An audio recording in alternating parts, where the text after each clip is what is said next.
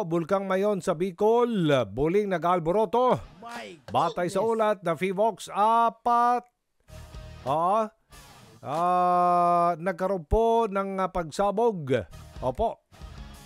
Sa bunganga ng bulkan na nagdulot ng rockfall. Itong pyroclastic density current at malawakang usok. May taas pong 1,200 meters. With that, makakausap natin si Director Teresito Bacolcol of PHIVOLCS. May buntag, sir. Director. Sir, may buntag ko, Wala naman pong dapat ikabahala dito sa pag-alboroto na naman ng Bulkang Mayon. Ang pangamba ng ilan natin mga kababayan, baka sasabog pa yan ng mas malakas. Wala naman po silang ikabahala, sir. Kasi wala po tayong mga volcanic earthquakes. Yung volcanic earthquakes kasi, yun yung indicator natin na may magmang umaakyat. So far, itong phreatic eruption, nasa superficial lang po yan. May mga naiiwan na tayong mga mainit na volcanic materials the last time it erupted last year. And nagkaroon ng contact with water. Ito po yung nagkaroon ng steaming kahapon. Nakasama po yung ashes. So, tawag po natin yan, phreatic eruption. Okay, so walang warning talaga itong pag-alboroto ng Bulkang Mayon. Hindi ba natin ma-predict yan, di ba? Tama ho ba, Director? Hindi natin malalaman yan eh. Phreatic eruption po, sir, hindi po natin yan ma-predict. Kasi nga po, kapag may ingredients, you have the hot material coming into contact with water, pwede pong sumabog po yan anytime. So, kaya po, ini-institute natin yung 6-kilometer permanent danger zone para maiwasan po natin yung magiging sakuna dahil po dulot po ng phreatic eruption. So, katulad kahapon, biglang nagkaroon na lamang ng pag-alboroto yung bulkan, nagkaroon ng phreatic eruption. Kung may tao sa loob, baka po magkaroon po sila baka po magiging casualty po sila. Okay, sige. Ilan pong, gaano ba kalawak ang tawag dito, permanent danger zone? Yan ba yung madadagdagan, Director? Hindi, for now, hindi natin kailangan i-extend yung permanent danger zone. Kahit nga po last year, on alert level 3, hindi po tayo nag-extend ng permanent danger zone. So, alert level? Nasa 6 kilometers pa rin yung permanent danger zone natin. Posible bang tumaas ito to alert level 3? For now, wala pong indication na kailangan natin itaas from alert level 2 to alert level 3. May mga parameters tayong tinitingnan, katulad nung pagtaas ng volcanic earthquake na hindi naman natin nakikita ngayon. Increase in seismic energy release. Pagdami ng rockfall events at saka pyroclastic density current events, as well as yung pag-increase or decrease ng sulfur dioxide. Pero so far, wala po tayong indikasyon na tumataas sa mga parameters na nabanggit ko. Hindi natin kailangang itaas yun. Ano po abiso ninyo Ano abiso natin sa mga kababayan nating nakatira malapit dyan sa bulkan? Okay, paalala natin na ang Mayon Volcano, sa mga residente malapit sa Mayon Volcano, na it's still on alert level 2, meaning may moderate level of unrest.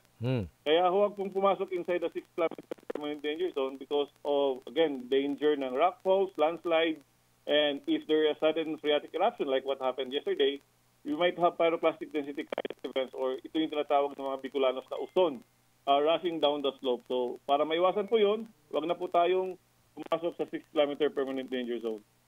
Alright. Yung may binabantayan pa ba tayong ilang mga bulkan na nag-alboroto ngayon? Anong mga bulkan pa ito aside from Bulkang Mayon na binabantayan po ng PHIVOLCS? Again, Taal Volcano, binabantayan natin yan. Still on alert level 1 since July 2022. And wala po tayong volcanic earthquakes na naitala sa Taal Volcano for 6 days now. Starting January 29. For Canlaon Volcano, meron tayong 3 volcanic earthquakes na naitala for the past 24-hour period. And Canlaon Volcano is still on alert level 1. And yung Bulusan naman, ito medyo mas marami yung mga volcanic earthquakes sa Bulusan Volcano. Nakapagtala po tayo ng 33 volcanic earthquakes within the past 24-hour period. Pero mas mababa pa rin ito kaysa yung 140 volcanic earthquakes na naitala natin between 28 to 29 January. Alright, And it's still on alert level 1, yung Bulusan Volcano. maraming salamat po sa inyong oras, Director Teresito Bacolcol ng FIVOX. Magandang umaga, Sir Aljo, Opo. and then siyempre sa tagapakinig natin. Okay, so kumusta na po sitwasyon ngayon dyan sa Albay? On alert ba kayo dyan? Dahil po sa pag-alboroto ng bulkang ngayon? Ang Albay po ay naka-alert status kami until such time na ibaba yan sa 0. Aha. Kahit po alert level 1, lagi po kaming close monitoring and alert status. Oh, okay. O wala naman pong naglalagay ngayon doon sa danger zones natin, 6 kilometer? Kahapon may na-monitor kaming may mountain climbing daw. Pero pinamonitor namin kasi bawal ang mountain climbing, bawal ang mountain trek, bawal ang any human activity within the prohibited zone. Pero yung mga nasa malapit sa danger zone, naka-standby lang sila anytime kapag may advisory, aalis sila sa area. Mhm. Okay, so kumusta naman po ngayon ang bulkan, sir? Nakikita nyo ba ngayon dyan? Umuusok pa ba? Nagbubuka pa ba? Tahimik po yung pero yung bulkan ngayon, Aha. ang usok niya puti at saka tahimik po ang bulkan ngayon. Nagsusuot na kayo ngayon ng face masks, tama ba? Hindi naman po. Yan po Hindi kasi naman ang po, Ken. yan po kasi ang abiso ng FIVOX, magsuot na daw ng mga face mask. Kahapon, kasi Required may face asphalt mask. doon sa malapit doon sa area, pwede silang magkaroon ang ready lang po ng mga tao, damp cloth, pinaka-safest na protection. Babasahin yung tela o panyo, yun po pinaka-safest. Nakahanda naman po sila niyan. Wala, okay. Sige po, abiso na lang sa lahat ng mga kababayan po natin dyan. Nire-reiterate po namin yung advisory ng Albay since 2022 na bawal pa rin tayong pumasok sa prohibited zone para maiwasan po ang anuman na epekto kung halimbawa magkagawa siya ng sudden eruption katulad po ng kahapon. Alright, maraming salamat Cedric Daep, Department Head ng Public Safety and Emergency Management Albay Province.